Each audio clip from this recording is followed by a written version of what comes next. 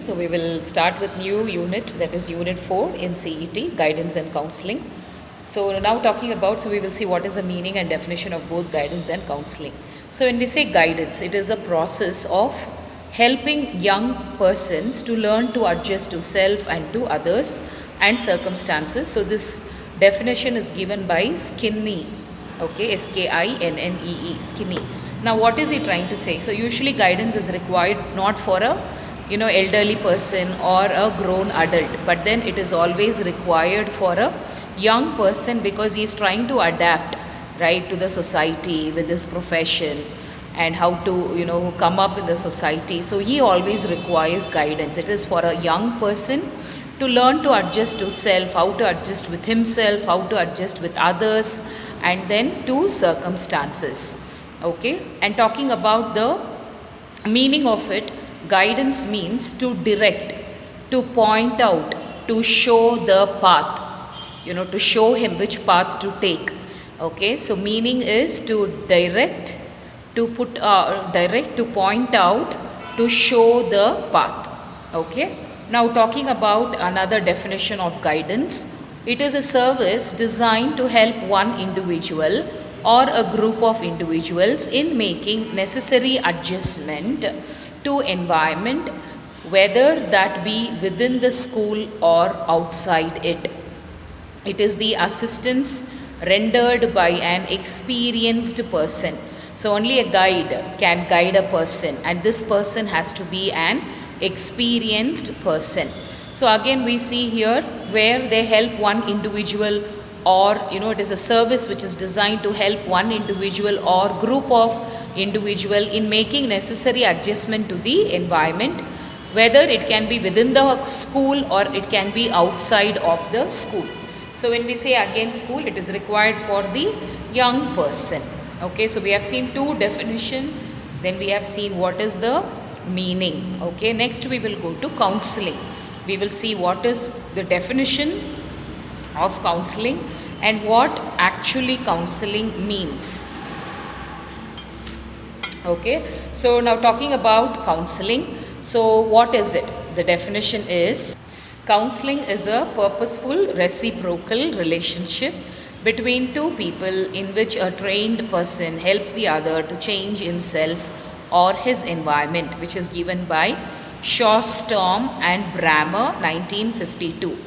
Okay, so when we see here again, it is given for a person to help.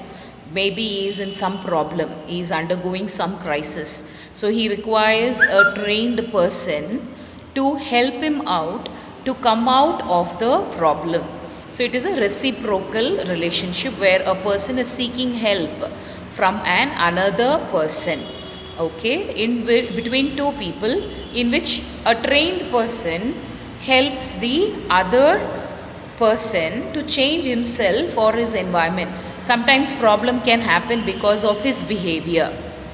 Okay, so they will give counseling how to change himself so that the problem can be avoided. So this is given by Shawstorm and Brammer in the year 1952. Next we will see what actually counseling means. What does it refer? Okay, so it refers to personal help in solving problem or assistance given to an individual to solve problem. So we help an individual to solve his or her problem. Okay, so it is it is nothing but assistance given to a person to overcome the problem or to solve the problem. So that is meant by counseling. Next we will go to what are the aims and purposes of guidance and counseling. Together we will see. So under that you have adjustive aim, orientational aim, developmental aim. Okay, so when we say what are the aims and purposes of guidance and counseling. So first one is adjustive aim. So what is this? So here guidance involves all those services that contributes to the individual's understanding of himself. So there will be guiding, there will be counseling to make a person to understand self, attitudes, interest, abilities, physical, social and mental maturity, as well as his personal and social needs. So they will be focusing on all these areas, like they will assess his attitudes, what are the interests, abilities, physical, social, mental maturity, so as well as the social and personal needs. So based on that, a person will be guided and counseling will be given. It also helps, to solve the problems, and it also helps to do self adjustment as well as adjustment with the others in the society.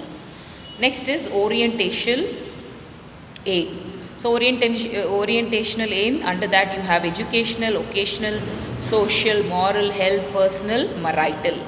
Okay, so the person, so in all these areas, the person will be given counseling and guidance.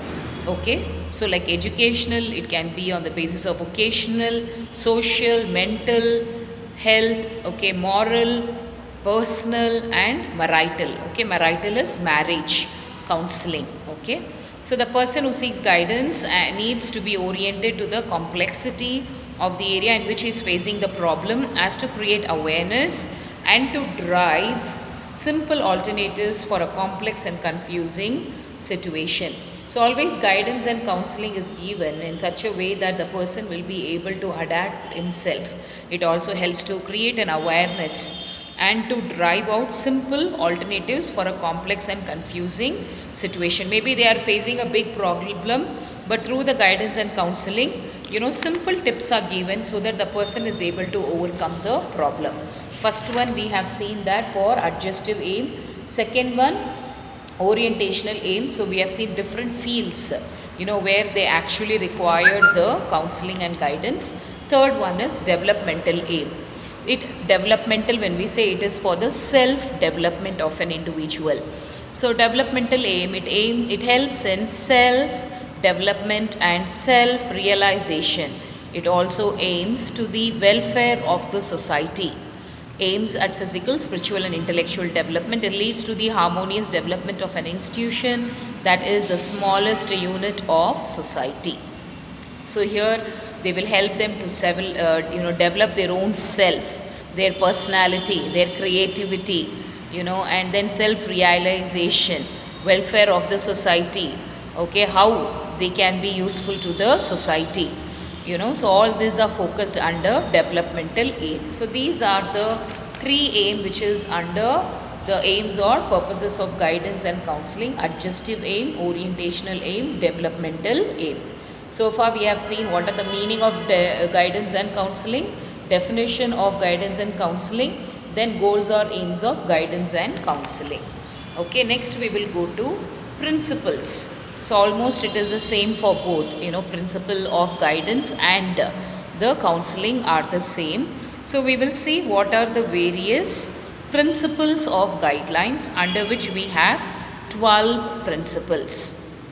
Okay, so first one is, it helps in holistic development of individual. General needs to be provided in the context of total development of personality. Guidance needs. Okay, so now we see that when we give guidance and counseling to a person, we focus on spiritual, social, we see about their self development, self realization, how they will be beneficial, based on the welfare of the society. So we are trying to actually help a person to cope up in all the areas. So that is called as holistic development, okay, of individual. So these guidance and counseling, when we are giving, it should actually lead to total development of the personality, not just concentrate one or two and leave, but it should be able to focus on various as a whole, the personality development. Next, recognition of the individual difference and dignity. So when we start the process, when the process of guidance and counseling is started, in the process we will be able to recognize, what are their positive, their negative, their individual difference, and dignity, respect has to be given in spite of their individual difference. Then third, acceptance of individual needs. Guidance is based upon individual needs, freedom, respect, dignity. So we have to accept their needs, and that has to be done to them. Freedom, respect, dignity has to be given. Individual needs a continuous guidance process from early childhood throughout adulthood. So when we say guidance, and counseling, sometimes it might require from young children to old people. Though we have studied counseling is for young people, sometimes old people, if they have any trouble, they can also come for the counseling. Guidance involves using skills to communicate love, regard, respect for others. So when you are guiding a person, when you are counseling a person, you should never disregard them, but you should show them affection, love, respect, regards to them. So yeah, and then when we say that the principles of guidance and counseling is a slow process. It does not happen in just a minute. It takes time. It is developing the insight of an individual. It helps the individual to have more knowledge. Then is based on planning. So when we are planning to guide, when we are planning to counsel, we have to be very careful. So we plan early and we should know what we are going to do for them. And then guidance is based on educational objectives. Standards of ethics are observed. So ethics has to be followed. Don't hurt them, provide privacy, keep the matters confidential, don't disclose to others. Okay. And then periodic evaluation of guidance and counseling is done. So they should evaluate and see how well their guidance or counseling has been effective. If required, any changes has to be done and re-counseling and guidance can be given. So these are the 12 principles of guidance and counseling. Okay, so with this I stop this video.